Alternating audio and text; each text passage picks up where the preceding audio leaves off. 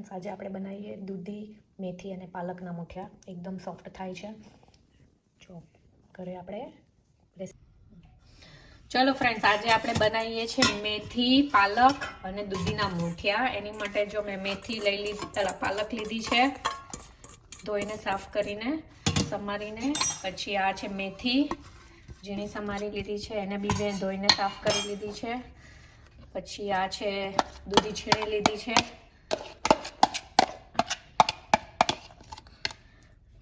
પછી આપણે એમાં આદુ મરચાં લસણની પેસ્ટ નાખીશું. આદુ મરચાં લસણ ટેસ્ટ પ્રમાણે. પછી આપણે એમાં નાખીશું થોડા તલ, એ બી તમારી ચોઈસ પ્રમાણે. પછી આપણે એમાં મસાલો કરશું.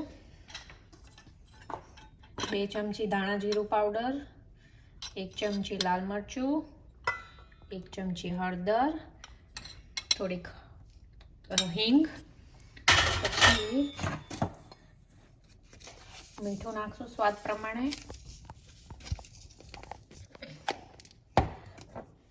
થોડીક સુગર નાખશું, પાવડર સુગર. બધા ટેસ્ટને બેલેન્સ કરવા માટે હવે આ બધી વસ્તુને મિક્સ કરી દઈએ. હવે આપણે એમાં ઘઉંનો લોટ નાખવાનો છે, જે રોટલીમાં યુઝ કરીએ. પછી મેં 1 વાટકી અહીંયા બાજરીનો લોટ લીધો છે, નાની વાટકી. પછી બે ચમચી જેટલો ચણાનો લોટ નાખ્યો છે. તમે સોજી બી નાખી શકો છો. 3 ચમચી જેટલું આપણે યોગર્ટ નાખીશું. દહીં નાખવાથી આપણા મુઠિયા એકદમ સોફ્ટ થશે. અને 2 પાવડા તેલ નાખીશું આપણે એમાં બાઇન્ડિંગ માટે. અને આમાં હું સોડાનો ઉપયોગ નથી કરતી, તો પણ આપણા મુઠિયા સરસના સોફ્ટ થશે. આ બધી વસ્તુને આપણે સરખી રીતે મિક્સ કરી દઈએ. અને પાણી જરૂર પ્રમાણેનું થોડું નાખવાનું, જરૂર પડે તો. નહીંતર દૂધી નાખી છે અને વેજીટેબલ છે. લોટ બધો સરસનો મિક્સ થઈ ગયો છે. આ બધા મુઠિયા વણાઈને રેડી છે રોલ કરીને. હવે મેં અહીંયા પેનમાં પાણી નાખ્યું છે અને ડીશ ઉપર ઓઇલથી ગ્રીસ કરી લીધું છે. તેલ લગાવી દીધું છે થાળીને. અને બધા મુઠિયાને આપણે સ્ટીમ કરવા મૂકી દઈએ.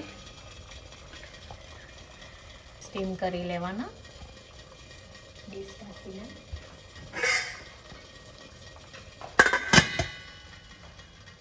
થઈ ગયા છે અને હવે આપણે એને થાળીમાં લઈને પછી કટ કરીને વઘારશું.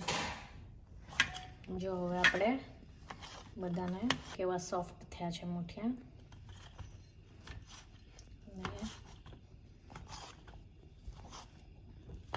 મુઠિયા હવે રેડી છે. અહીંયા પેનમાં તેલ મૂક્યું છે ગરમ કરવા. તેલ ગરમ થાય, રાઈ નાખીશું અને થોડું જીરું નાખીશું અને થોડા લીમડાના પાન નાખીશું અને તલ નાખીશું.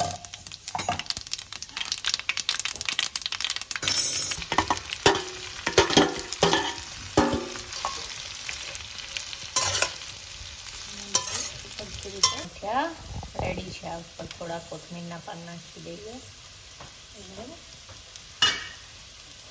યમ્મી મુઠિયા રેડી છે. જો તમને પણ મારો વિડીયો ગમ્યો હોય તો please like, share and subscribe my channel for more recipe video. Thank you for watching.